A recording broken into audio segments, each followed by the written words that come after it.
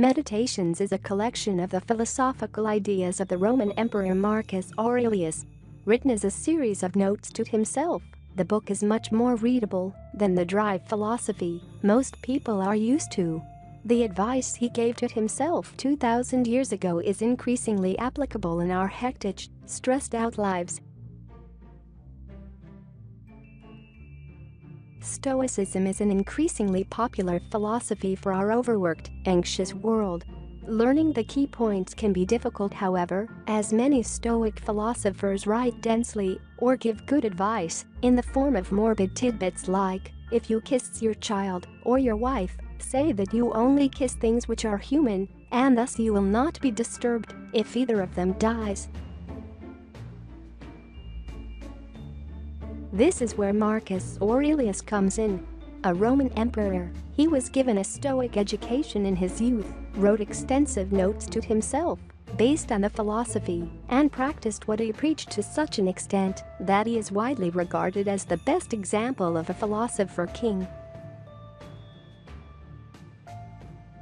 In his book Meditations, Aurelius writes a series of notes to himself designed to remind himself of key Stoic teachings that may come in handy when trying to rule the world.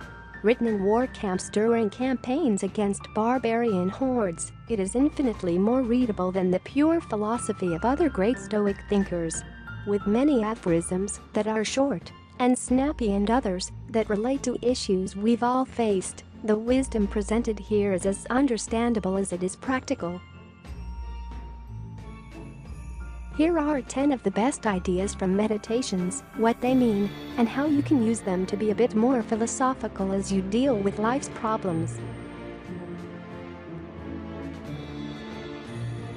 Number 1. If you apply yourself to the task before you, following the right reason seriously, vigorously, calmly, without allowing anything else to distract you, but keeping your divine part pure, as if you might be bound to give it back immediately, if you hold this, expecting nothing, fearing nothing, but satisfied with your present activities according to nature, and with heroic truth in every word and sound which you utter, you will live happily. And there is no man who is able to prevent this.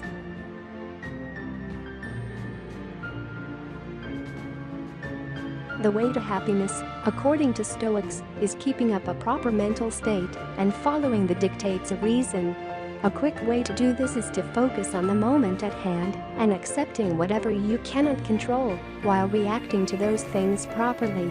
This can lead to a lifetime of tranquility for those who try hard enough.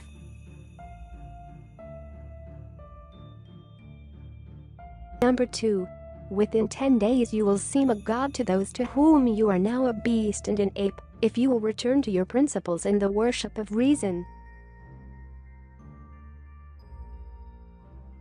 One of the goals of any good Stoic is to act in accordance with reason, that element of the divine that we all possess. Since reason is seen as the path to happiness, virtue, and living well, sticking to it consistently can be expected to have tremendous payoffs. Number 3. If he is a stranger to the universe who does not know what is in it, no less is he a stranger who does not know what is going on in it. Stoicism doesn't treat humans as solitary creatures, despite the urging it gives us to ignore the opinions of others. The Stoics know people are social animals and mandate a healthy level of social and civic participation for everyone. Number 4. Failure to observe what is in the mind of another has seldom made a man unhappy, but those who do not observe the movements of their own minds must of necessity be unhappy. How other people think is outside of our control. Stoicism teaches us that we should, therefore, try to be indifferent to it. However, the workings of our mind are what makes us happy and unhappy and should receive a great deal of our attention.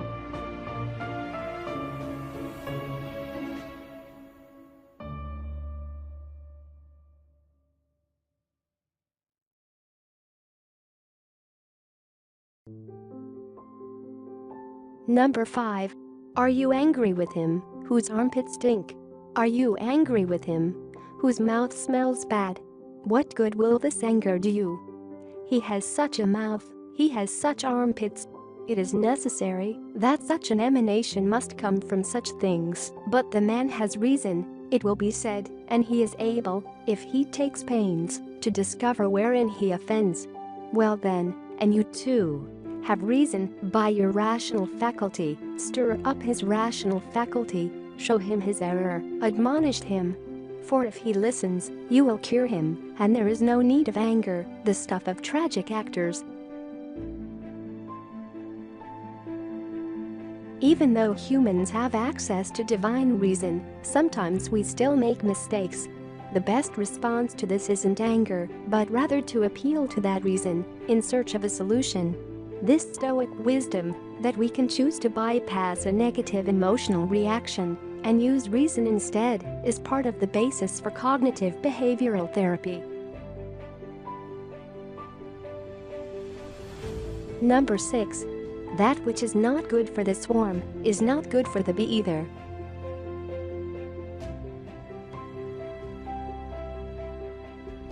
We live as individuals in societies. If society is harmed, how can we not also be harmed? Epictetus, a philosopher who influenced Marcus Aurelius, thought it was vital that we do our duties towards others and not merely withdraw into contemplation and isolation. A good thing to remember when you are the king of the known world.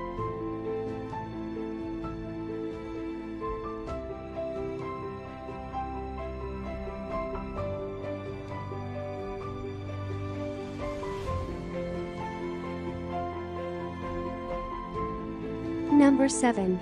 Do not act as if you will live 10,000 years.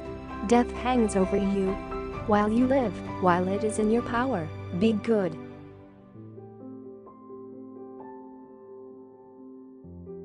The Stoic philosophers understood that most people ignore the fact that they are going to die someday. While it is easy to understand why people do this, they saw this as a detriment to our ability to live life now. By coming to grips with the fact of death, we can make better use of life.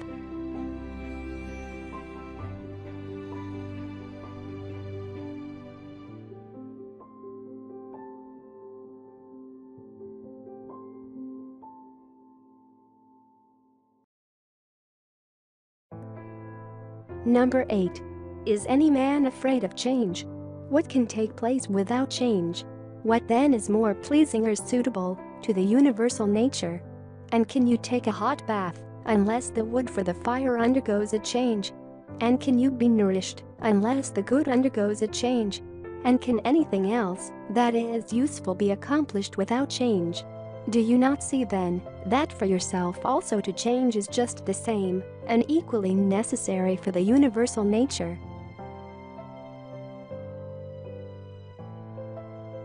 The Stoic view of the cosmos leans heavily on the idea of constant change, as argued by Heraclitus. Everything in the universe is always in flux.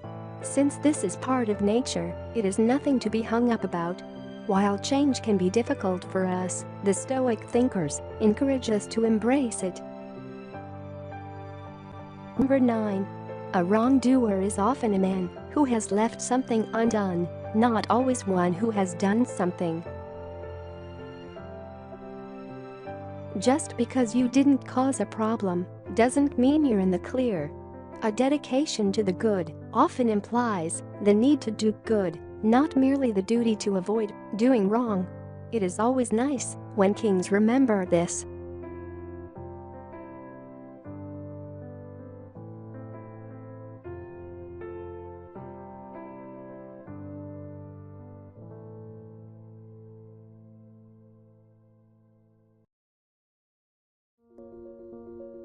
Number 10. Begin the morning by saying to yourself, I shall meet with the busybody, the ungrateful, arrogant, deceitful, envious, unsocial. All these things happen to them by reason of their ignorance of what is good and evil. But I, who have seen the nature of the good, that it is beautiful, and of the bad, that it is ugly, and the nature of him who does wrong, that it is akin to me, not only of the same blood or seed, but that I participates in the same intelligence in the same portion of the divinity. I can neither be injured by any of them, for no one can fix on me what is ugly, nor can I be angry with my kinsman, nor hate him. For we are made for cooperation, like feet, like hands, like eyelids, like the rows of the upper and lower teeth. To act against one another, then, is contrary to nature, and it is acting against one another to be vexed and turned away.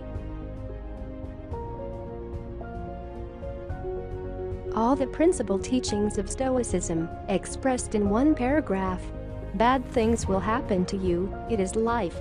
However, you have the power to overcome these events through reason and the understanding that you can only really be harmed by your own mental processes. All people are similar and should be treated as such.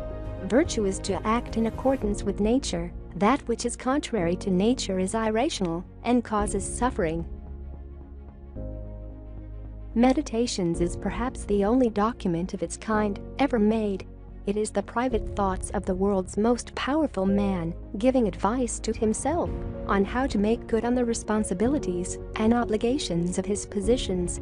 Trained in Stoic philosophy, Marcus Aurelius stopped almost every night to practice a series of spiritual exercises, reminders designed to make him humble, patient, empathetic, generous, and strong in the face of whatever he was dealing with. It is imminently readable and perfectly accessible. The most important lesson to take away from meditations is that our minds have great power. We can choose how we perceive events, and we can always choose to be virtuous. If we practice, we can instantly erase any bad impressions from our mind. We are completely in control of our thoughts and actions. You cannot read this book and not come away with a phrase or a line that will be helpful to you the next time you are in trouble. Read it, it is practical philosophy embodied. Thank you for watching. Please subscribe and click the notification button, because we have more content coming your way.